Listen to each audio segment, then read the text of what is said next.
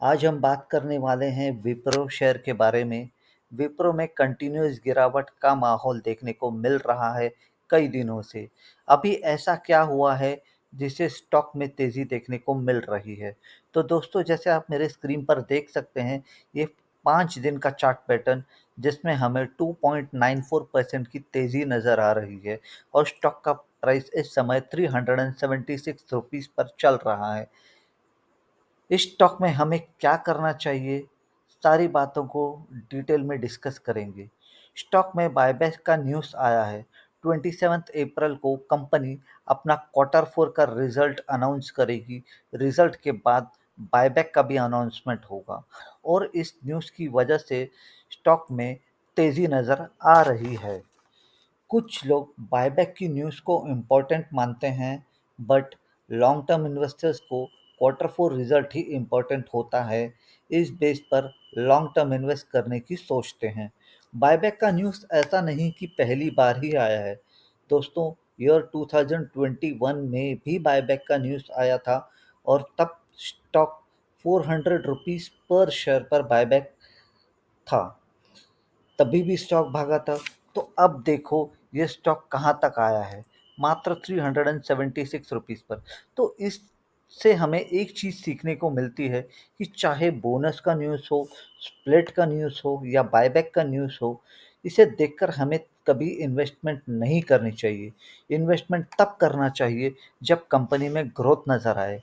Short term में stock में तेज़ी नज़र आ सकती है, पर कुछ दिनों बाद स्टॉक वही अपने लेवल पर आ जाता है जहां वो पहले था। तो दोस्तों, न्यू इन्वेस्टर्स यही गलती करते हैं कि यूट्यूब के काफ़ी एक्सपर्ट्स बताते हैं कि विप्रो मल्टीबैगर कंपनी है। ये बात बताते हैं कि विप्रो को स्टॉक को अगर किसी ने 1980 में लिया होता तो आज वो करोड़पति होते। हाँ दोस्तों, ये बात तो सच है, बट उस समय ज़्यादा आईटी कंपनीज नहीं थे। उस समय विप्रो कंपनी का ग्रोथ अच्छा हुआ करती थी, बट अब नहीं। अगर आप विप्रो के 10 ईयर्स के कंपाउंडेड सेल्स ग्रोथ देखोगे तो मात्र 8% है। अगर 5 ईयर्स के कंपाउंडेड ग्रोथ देखोगे तो 7% है। अगर 3 ईयर्स के ग्रोथ देखोगे तो मात्र 10% है। अगर ग्रोथ सिंगल डिजिट ही होगा तो प्रॉफिट भी सिंगल डिजिट का होगा। अगर आप कंपाउंडेड प्रॉफिट ग्रोथ को देखोगे तो 10 ईयर्स का मात्र 8%, 5 ईयर्स का 8%, 3 ईयर्स का 11%। अगर आप स्टॉक प्राइस सीएजीआर को देखोगे तो 10 ईयर्स का 12%, 5 ईयर्स का 12%, 3 ईयर्स का 28% आपको नज़र आ जाता है। तो नए इन्वेस्टर्स यहीं पर गलती करते हैं।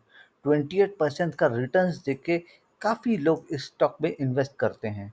बट दोस्तों, जब कोविड में स्टॉक बुरी तरह गिरा था और गिरने के बाद ये जब ऊपर आया था, तब ये रिटर्न्स आपको देखने को मिल रहा है कि मानो कि कोविड में कोई स्टॉक 40 रुपीज़ का होता है और कोविड के बाद उसी स्टॉक अगर 600 रुपए का होता है, तो ऑब्वियसली इंटरेस्ट परसेंट आपको हाई दिखेगा ही।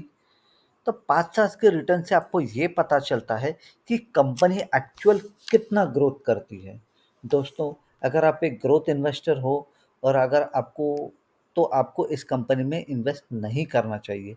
आपको ग्रोथ जैसे आईटी स्टॉक्स में इन्वेस्ट करना चाहिए, जैसे एलटीआई, माइंट्री, इन्फोसिस या टीसीएस की तरफ जा सकते हो।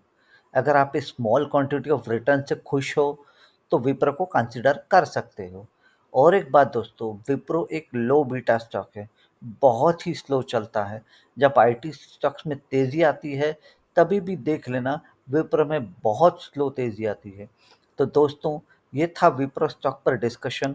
आज के लिए इतना ही रखते हैं। अगर आपको वीडियो पसंद आता है तो वीडियो को एक लाइक कीजिए।